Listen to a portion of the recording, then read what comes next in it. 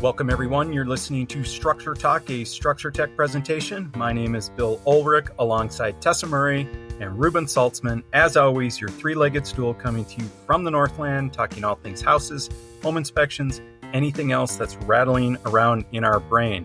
On today's episode, we are continuing our conversation with Nate Johnson, the owner of Newlight EMF. And Nate is a consultant who works with homeowners and businesses to help them solve some of the electromagnetic frequency issues they might have in their residences or in their organizations. And we went through in our first conversation lots of details and lots of technical conversations, but I wanted to have Nate back and just to talk a little bit about process. Like when a homeowner or a business wants you to evaluate for EMFs, what does that look like? And again, Nate, thank you for your time. I really appreciate you giving us all the time that you have. You're welcome. Well, thank you for having me too and helping me just sow the seeds of awareness on this topic, because that's it's what we do. We're kind of in the education business, just accidentally home inspectors. And I'm more in the broadcasting business now, but thanks. I appreciate it. Yeah, absolutely. So just going to do a little shameless self-promoting plug real quick. If you visit my website, newlightemf.com, it tells you a little bit about my process. You know, the website's fairly basic, but I did work hard to make sure I give a very good description of my services on there. So on the services page, it talks about what's involved in an EMF assessment. I'm looking at electric fields, magnetic fields, radio frequency energy. That's a big category of energy. You can categorize it in a few different things, but I like the radio frequency term because it categorizes the whole range of wireless frequencies that we're looking at nowadays. And so radio frequency, think wireless energy, and that slang name I referred to in the first podcast, which is called dirty electricity. That is not a technical name. The more technical name would be electromagnetic interference or high frequency transients. You can have high frequency voltage transients and current transients on our building electrical systems, and our cords and our devices themselves can be radiating that stuff. So that's the four categories that I look at on an EMF assessment. And do you want me to go into that a little bit more? Or? Well, I'm imagining you roll in. I don't know. Based on this EMF conversation, maybe what kind of vehicle do you drive? Are you thinking gas motors are better? That's a side conversation. But anyway, absolutely. I imagine you roll up and you open up like a vehicle that has some really sophisticated testing equipment. And, you know, you're going to get out there and you're going to start measuring what's in an environment. Is that accurate? Yeah, absolutely. So I was joking with my wife the other day that hopefully my business blows up enough where I can buy a company vehicle for myself. And so I don't have to continually load and unload my little Ford car that I have that I pack to the brim bringing to an assessment. But yeah, I have people are like, wow, you got a lot of bags. But yeah, I bring in all my bags and meters. And just because, number one, I want to be prepared I've invested a lot of time and money in this equipment and training how to use it. So I want to be prepared to measure all the different energies that I may encounter. I don't use every piece of equipment on every assessment, but it's kind of like coming prepared, and every assessment's so different. That's one of my favorite things that I love about this job, is that every home's so different. Yeah, there's a lot of common problems, but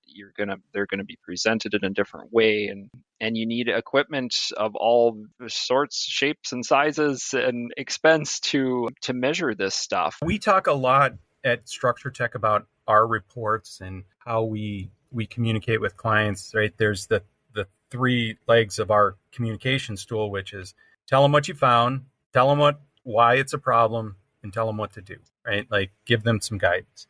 Does your report read similarly? And do you deliver a written report to everybody on each assessment? Yeah, so I have kind of a few different options. I have two options for assessments. I have a quick assessment, which is a minimum of 2 hours, and I do charge extra for the report on that option. But I also have a full assessment, which I charge by the hour, but generally a full assessment will take anywhere between they're usually between 5 and 6 hours, but they can go between 4 and 8 hours too. So it's a Oh my pretty, goodness. yeah, it's a pretty broad range, and it's a pretty intensive process too. If you really want to look at all the EMF factors, if you want to look at every single EMF factor in a home, it's going to take you 2 or 3 days. But most people don't need to start at that point. Start looking for some low-hanging fruit, right? Exactly.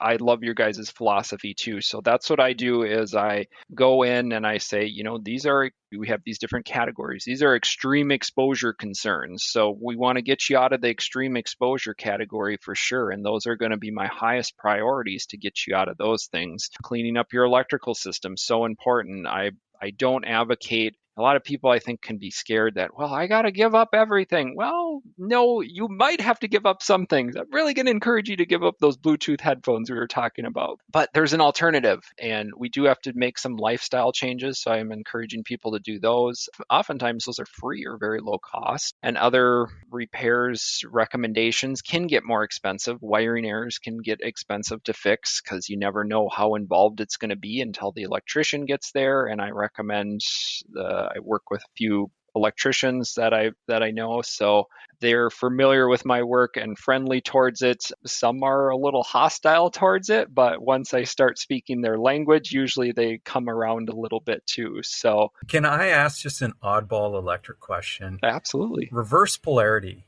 does that throw off any unusual frequency? Is there any dirty energy coming from? Not that I can think of. It could be, I would be more concerned about, let's not reverse polarity. I'm not saying it's not an issue, but I can't think of any from an EMF concern. My biggest concerns are wiring code violations, which are not there because they're an EMF concern. They're there because they're a fire and shock hazard, especially shock hazard people working on the wires. But that's where you have different forks in the road, different connections that aren't supposed to be made, neutral to neutral connections from different branch circuits, or neutral to ground connections beyond the first means of disconnect are both wiring code violations, as good home inspectors probably know too. But those are hard to identify, and oftentimes we can identify higher fields which these things cause. So that's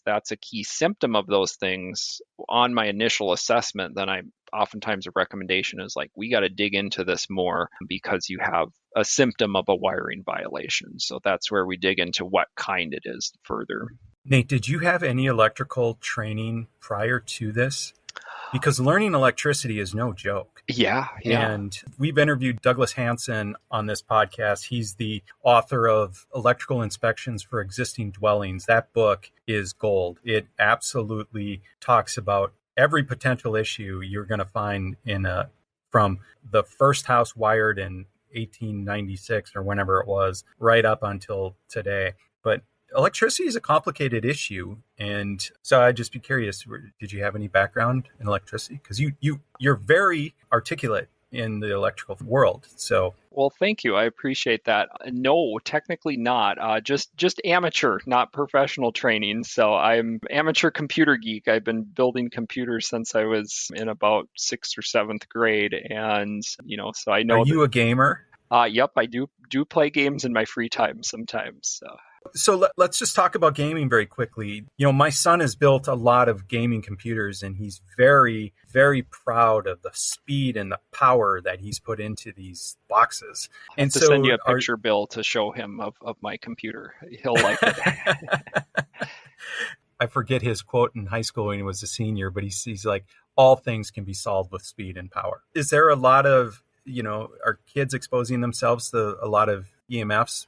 Or can you get the machine far enough away from you and use a corded headset and not be concerned about a lot of exposure? Yeah, so great question. It's kind of funny. I'm kind of a tech geek, and I'm advocating living with a lot of technology around me, but you can do it smarter too. So you're always going to have some exposure, even when you put on a wired headsets, you're still having a small EMF exposure. We all choose how to live our lives, and we choose different things of, hey, I'm taking this very, very small risk if I'm doing this safer instead of, what could possibly be a much more larger risk. So as you noted, I have a wired headset on. Yep, use that. Everything's hardwired, so we don't use any Wi-Fi in our house. Every connection is an Ethernet connection. You shouldn't get any argument from the gamers because it's the fastest connection you can get. It's also the most secure connection you can get. Just want to tell a very quick side story that I read a story where somebody's smart home was broken into by a security flaw. The weak point was a smart light bulb.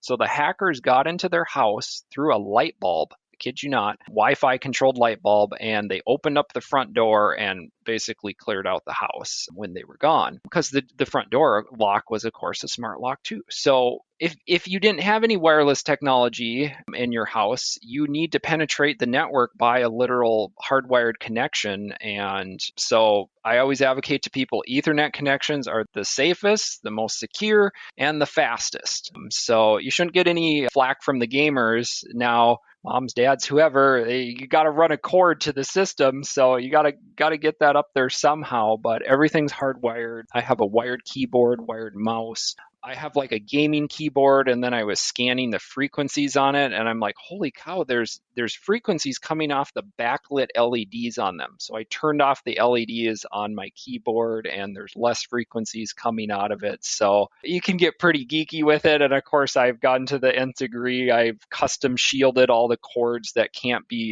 don't come as a shielded cord. So all these different layers to it. Most people don't go to that degree, but of course I'm doing this, and I do. But well, you're exactly the person who should be in somebody's house looking for these kinds of conditions because you understand them. Yeah. Yep. Right. Like my son talks, and it's so over my head most of the time, especially when he starts talking about speed and all that other stuff. The gigahertz and megahertz and the. Yeah, I get confused very easily. Okay, I do want to ask one question. We talked a little bit about electricity, and it feels like it's going to be ever present. Are you testing outlets and going in and looking for wiring issues when it comes to that, or are you just visually assessing the electrical system? Yeah, a little of both. It's very time consuming to test every single outlet in somebody's house. So there again, those hour quotes that I gave on my assessments. If you want me to look at every outlet on your house, it's going to take probably more than 8 hours. But I can. But when you look at them, are you just kind of taking the plate off to see, okay, there's the right wire is on the right nut type of thing? No, I'm generally not doing that. And most of the time I'm using my meter as a guide. So when I'm looking for wiring errors, I'm scanning. First of all, you can look for your lighting circuits having wiring errors. So that's what I'm primarily scanning on a general EMF assessment. Sometimes I've had it where to test every outlet, it's so time consuming because you have to put a load on the outlets. So you'd have to, go around with a hairdryer or something like that. That would be very pronounced, and plug it into every single outlet. There's another way to test too. You can do a wiring error audit at your power panel, and that's a very thorough, comprehensive test, but I normally don't do that on a first assessment unless specifically requested. But I'm going to be testing all your lighting circuits. It's pretty obvious when there is a wiring issue on them, and those are the most commonly messed up too. My meter guides me, and the fields are really extreme in an area, and then you turn off the light and then they drop, and it's like, whoa, okay, this is a symptom. Turn it back on, goes way up, and then they kind of mark it, and it's like, yep, this needs further investigation. So okay, all right. Second question about electricity. In a lot of condos, we'll find service panels in a bedroom, and I know bedrooms are a focus for you. Is that a concern from an EMF perspective? Yeah, it can be for sure. So a power panel is always going to be what's called a point source. So that's going to be a point source of an EMF exposure. Our panel is wired the best it can be. I've checked it twice. I've had an electrician's help. I've done some, work myself. I'm not advocating everybody do that, but I'm, wanted to dive into it. And it's my house too. So if I burn it down, it's only my fault. So power panels can be wired in a certain way. and just the way they're laid out oftentimes. Again, talking about those separation of conductors. So that's what causes those big magnetic fields. If they're wired in a way where there's minimal separation of conductors, the field is going to fall off quicker. Now, is it ever a good idea to have the power panel right behind your head? No, so even if the panel is wired perfectly, that's where all the electricity is flowing in and out, and just don't do that. Everybody's heard me talk about my cabin on this podcast, but the only place we could put the service panel was in a bedroom. And it is, the head of a bed is underneath it. Ooh. And so if we're there for 2 nights a week or 2 nights a week, 2 weeks a month, so 4 nights, I mean, am I putting anybody at risk? Can you move the bed at all? Yeah, slightly. Yeah. I mean, and it's low. There's probably 4 feet of separation between the panel and the bed. But okay, well, yeah, even 4 feet helps a lot too. So if the panel's wired in an optimal way, I'm not going to say without measuring it, I can tell you for sure. But distance is your friend. So if it's a foot away, that's a lot worse than 4 feet away. So if you can rearrange, but it's modern wiring too. So I'm hoping that there's some protection in the modernness of it. All right. Well, that's a different conversation. Maybe we have to have you up to the cabin and do an assessment. Awesome. And, sounds good. We'll do some horse trading, walleye fishing for EMF assessing. Awesome. Sounds good.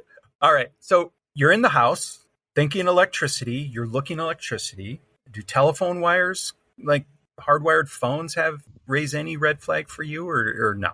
No, hardwired phones, they're actually being phased out. The FCC is mandating that we phase out they call it plain old telephone service. And that was, I forget the voltage, forgive me, my electrical engineer mentors, but I want to say it's 12 volts or something. It's a very low voltage on phone wires. So that's going to be a very low concern. But I've actually bought a hardwired phone last year. Now it's a voice over IP phone, so it runs over Ethernet, but it has a hardwired connection. So I make all of my business calls on either my computer, which is hardwired with Ethernet, or a hardwired phone that is also powered by Ethernet.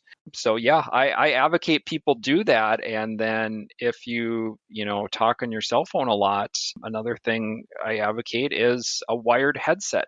Just putting that phone 3 or 4 feet away from you is another thing I'll tell people all day long. Please use a wired headset. I want you to live a long, healthy life, and it doesn't do any good slamming your phone up to your ear. And it can be many, many orders of magnitude, hundreds of orders of magnitude higher exposures just from that 4 feet of distance compared to right up to your brain, as to setting your phone on a table with a wired headset 4 or 5 feet away from you if the headset allows. In our world, we're not supposed to find problems and then help people fix them, at least not for a period of time. The home inspection industry sees that as a conflict of interest. Do you have any such restrictions from a professional standpoint, or can you go into a house and find these issues and then give very good guidance and then actually help people set up safer environments to be in? Yeah, great question. The EMF industry is pretty unregulated, so that's for both good and bad. Well, we won't get into my political beliefs, but but I don't like a lot of regulation, I'll say that. But with that said, too, anybody can go in and call themselves an EMF expert. So that's the bad part of it.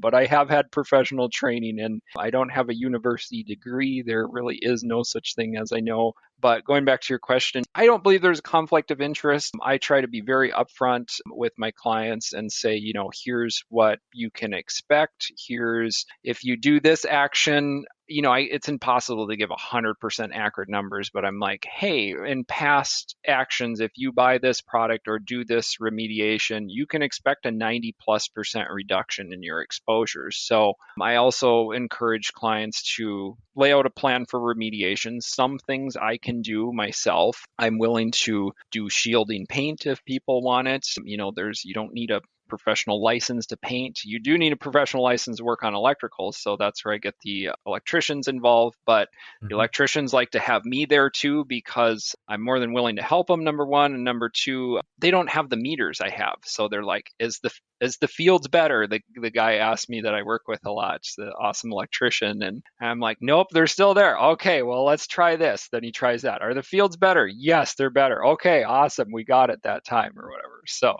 Okay. So I did not picture that as being part of the process where, like everybody knows Tesla talks about blower door testing on houses, and you can do these blower doors, and if you find leaks, you can go actually try to fix them on the spot and be like, yep, that leak's gone. You're doing something similar. Now, they're paying you for your time to get out there, but that's part of, is that quote unquote a remediation part of this process? Or have you ever brought the electrician with you on the first assessment knowing there's issues and you're just like, let's get to the bottom of this today? no, not the electrician question. Like I said, it would be a very rare circumstance if that does happen. I had a great mentor, Damon Coyne, his name is, and he moved away to Oklahoma. And, I've worked with people that have worked with him, and they're like, hey, I got wiring issues, so that might be a rare circumstance where I would bring the electrician in on the first try. Okay. But yeah, generally we got to assess the place first. And, there's so many layers, so many people are at different points too. Some people know, they're just like, I know it's a concern. Teach me everything about it. I know nothing. And other people are like, I've been reading about this for years and I've been thinking about it for years, but I don't have the meters. I don't want to learn how to use the meters and don't want to invest in the meters. I just want the professional to come in and give me a professional assessment. So on the first assessment, that's kind of what I do. I try to lay out a game plan for them. And, like I said, some of the remediation they can do themselves. I lay out a plan. My reports are very detailed. I didn't totally answer your question. On the full assessment, I do include a written report, and I spend a lot of time on those. So I'm trying to streamline that process because I do spend so much time on them, but they're very detailed, and I like to empower people from that report. And generally from that process, what they can do themselves, hopefully they do. And then what they can't do themselves and where they need the professionals, I basically encourage them to do the work or have me involved as much as you want me or need me to. And then I come in for a quick, kind of after assessment, after remediation assessment, so to say. And I say, Sure. yep, everything's working. And I love, that's my favorite thing to do, the before and after. Everybody doesn't listen to my advice, unfortunately, but the clients that do are my favorite. And then I can do the before and after and then show them the dramatic. I showed this one guy, his fields dropped by over 8 times in his sleeping area by fixing a wiring issue. And it just made me so happy looking at that chart that he's sleeping in 8 times less fields fixing that wiring issue. That's amazing. Okay, so I imagine you have a process. You get to the house and you're like, first I'm going to evaluate this, next I'm going to evaluate this, and you probably move, like in our business, Ruben has set up the process where it's top to bottom at the exterior. Then we do the same thing at the interior. I'm using the royal we here. I don't inspect, but that's what they do. And the whole point is, because of the process, they've learned to identify the biggest problems through the process. So I'm sure you have a similar process to that. Are you bringing all your meters into each room in the residence and having to download a bunch of data? Or is it just if you see something, then, okay, now I'm going to take the next step and measure? Yeah, I mean, a little of both. And I always try to meet people where they're at. I usually sit down with the clients first in my assessment and give them a little education too, whether they think they know a lot or not, or they do know a lot or not, whatever, or they know nothing and they just know that it's a concern. So they hired me. We do a little educational section and kind of what I went over with you in the beginning of, here's the 4 fields I'm looking at, here's where they're coming from, here's sources of them, and here's why they can be concerns. I print out some of these peer-reviewed scientific studies, and I say, here's some of these exposure levels, and let's compare your levels at the end of the assessment to some of these scientific studies. And then, I have a process. I try to work with people. I assess those 4 fields, but it's not set in stone that we have to go in this order or whatever. So Okay. I turn off power during part of the assessment too. So I know that's disruptive, so, I work with people and they're like, oh no, I'm working. I got this business meeting here. Well, of course, we're not going to do that then, and I work around their schedules. I also send them a kind of a what to expect document on an EMF assessment when they do book an appointment with me to kind of prepare them and just to prepare their household, their mind, their devices, everything to make it go as quick and efficiently as possible. Clients are home during this evaluation. I definitely encourage them to be. They don't have to be, but I encourage people to follow me around too. Most people don't do that. Oh, I'm working, I want my space. But no, I love it when clients help and follow me around. It's educational for them. Really helps to have a client's help with one part of the assessment. I can do it by myself, but I'm just thinking of one assessment where it's a very large house.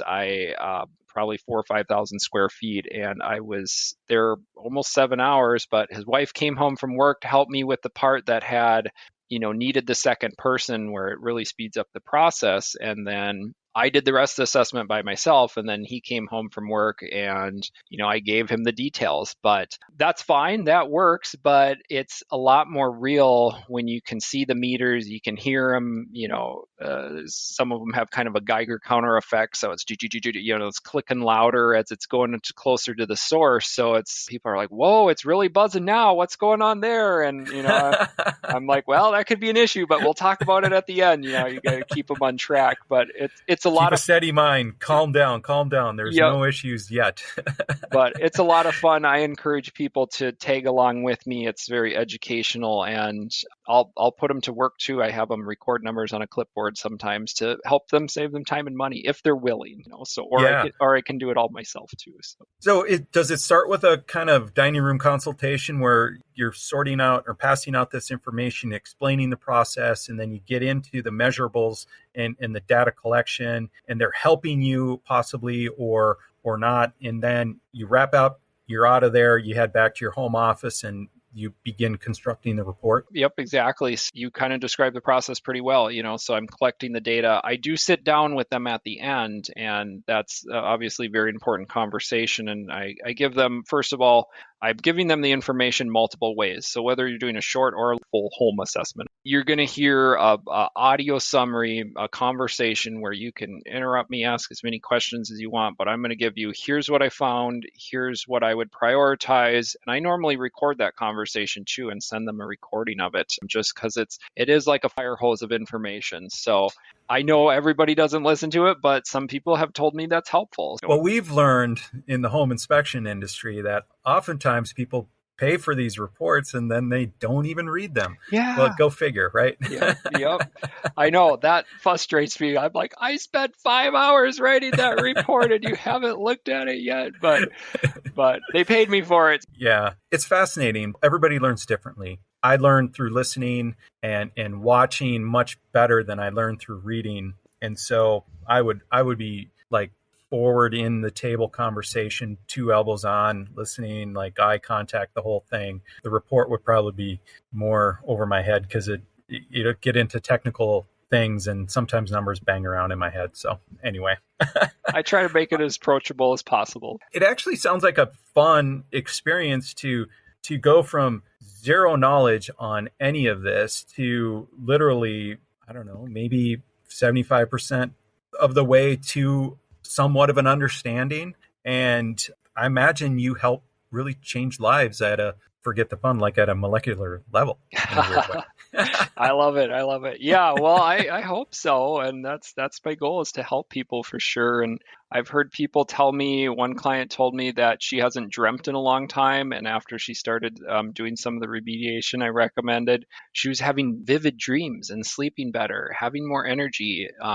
So some people report, this is kind of a subtle subjective thing, but a lot of people report more peace or just feeling more calm in their home, less anxiety too. So I noticed that personally. I'm very tuned into what it feels like, of course, these fields and stuff, but in really high wireless environments, I feel more anxious. I feel less focused. So some of these are kind of subtle things, but how valuable is feeling more calm and focused? If you sleep better, you're going to be more creative. You're going to be, the benefits are almost endless of sleeping better. So that's one of my selling points, but it's true, and it's my own testimony too. Is I lie if I sleep 8 hours every night, solid straight through, but I'm dealing with some gut issues too, so I know that has an effect. But I can tell you, I get vastly better quality sleep, and I feel like I rest when I rest in my low EMF bedroom, and I can make that happen for you too. So There's 1/3 of your life should be spent sleeping, and which is pretty important. I mean, people talk about how important your mattress is. Well, I think the other domino in there is what environment are you spending your time in. mm-hmm. And I think the other thing I'm hearing, and I just want to clarify this, sometimes it is that you have to be there during the event where you're trying to correct some of these issues to really dial them in. And I imagine, right, like everybody thinks, well, Nate just walks in and he's going to tell me, well, turn that router off or put it over here and redo that and add this and your life will be great. But it doesn't, it sounds way more intense and detailed. You just can't paint this with a broad brush.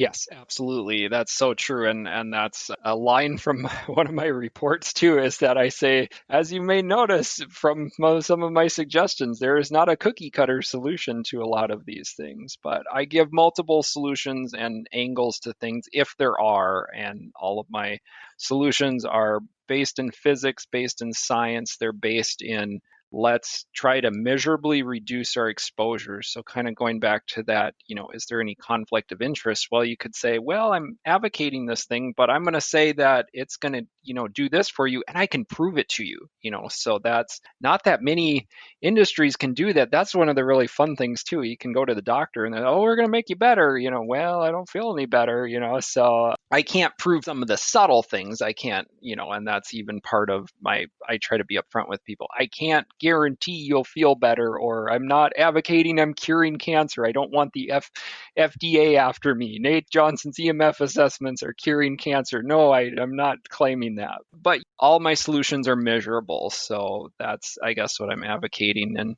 well, that's why I've so enjoyed our conversations, is because you say from the very first time I spoke with you, this is a science-driven thing I'm working with. There is no witchery. There's no weirdness in this. This is science-based. I can measure it. I can prove it, and I can improve things. And if we do that, chances are you're going to see improvement. So that's what I really like about what we've kind of struck up here in terms of a conversation and a relationship. So I think that helps people understand what it would feel like to engage you. And that's really what I wanted to do here, was help people understand what does an evaluation look like. And last question I really have is, if you spend 5 hours in a house, are you going home and spending probably another 5 to create that report? And is that, if you spend 10, would it take you 10 to create the report? Is it like a 2x type of thing? Or is each one so individual you can't really pin that down? Well, my very first report, the very first one I did to pass my certification, took me like 16 hours. So I'm like, oh my goodness, never again am I doing that. My mentor teacher who passed me with flying colors said, this is like too detailed. I'm like, well, I'm supposed to prove I know the knowledge to you. It was, a kind of weird situation. I'm doing the report on an actual stranger's house, and it was very detailed.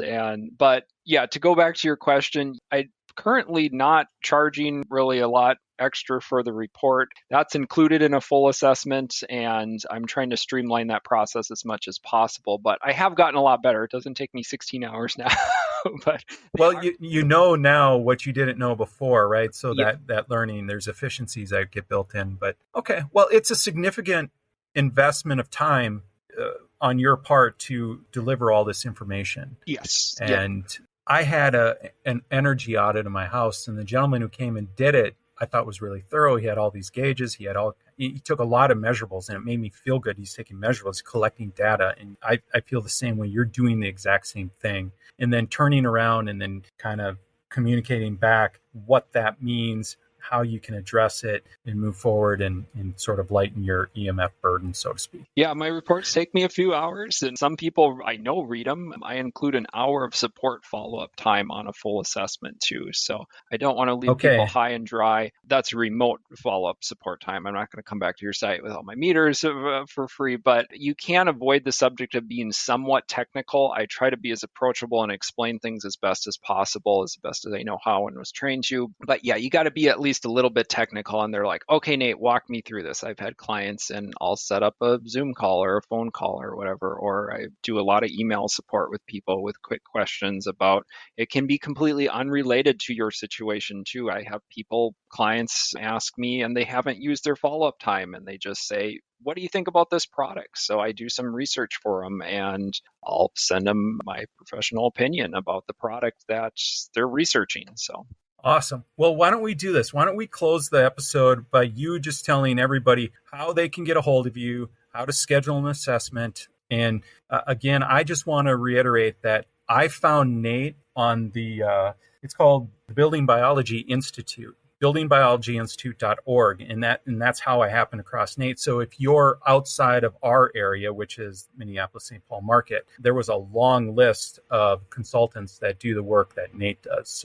But Nate, how does everybody get a hold of you, and how can they schedule a consult? Yeah, thank you so much for the opportunity to tell everybody about my services and just this whole awesome conversation we've had. Yeah, so my website is newlightemf.com, just spelled exactly as it is, like a new car, light bulb, and EMF, electromagnetic field, all one word, newlightemf.com. That has my email address on there, is nate@newlightemf.com. My phone number is 651-208-1650, and you can call times when I'm on an assessment.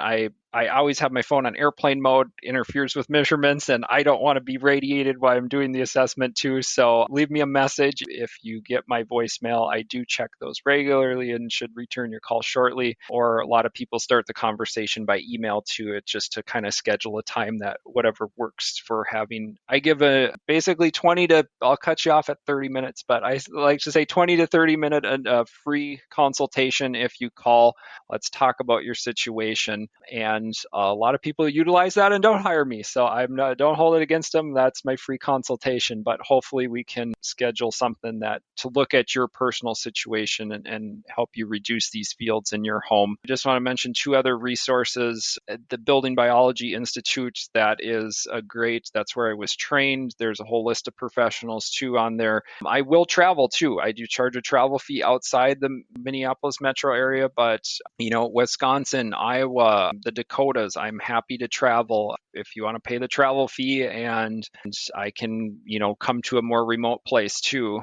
Buildingbiologyinstitute.org. That's where, like you said, you found me. They have a find a professional. I'm listed on there under the electromagnetic radiation specialist. Really good website too. So that's the little plug I wanted to give to it. They have a section called free fact sheets, and they have a lot of information on air quality, EMF information, just stuff you can start doing now. Another really good introductory page, it's more than just introductory though, but on the subject of EMFs, is ehtrust.org. That's like Edward Henry Trust.org. That was founded by a PhD scientist, Deborah Davis, and she has been researching EMFs for, I believe, decades now, but very long time. And she has a ton of free information on her website too. I print some of her little infographics on like how to use cell phones smarter and hand that in my educational materials too, and recommend everybody visit her website too, just because it is such a great resource. And if you want to dive deeper into the science, you're like, I can't believe this, that's there too. So you can dive really deep on a medical level and then just really approachable on practical tips too. So a really great webpage all around on the subject of EMFs. Well, thank you very much, Nate. I appreciate the fact that I've said this probably so many times to people, like, enough, Bill, but this is a science conversation. There's plenty of information out there to back up what you're talking about, and that's just a good thing. So you're educating one householder at a time or one business owner at a time, and lo and behold, we'll get the word out that there could be some potential issues and they can be mitigated. So Yes. It's not all bad. Understand what you have and move forward with a solution. So Absolutely. Thanks, Nate. Again, really appreciate your time, and thank you, everybody, for listening. You've been listening to Structure Talk, a Structure Tech presentation. My name is Bill Ulrich, alongside Tessa Murray and Ruben Saltzman. Thanks for listening. We'll catch you next time. Hi, everybody. Bill here again with Structure Talk. We really want to thank you for listening to this podcast. It's been a ton of fun for us to put this presentation together. And if you could, we would love it if you would go to any of the podcast platforms where you find Structure Talk and leave us a rating and subscribe to the show. You can also subscribe to our blog at structuretech.com. And of course, you can listen to this show on the internet at structuretalk.com. Thanks again for listening. We appreciate the support. And if you have any suggestions for show topics, please email them to podcast@structuretech.com. Thanks for listening.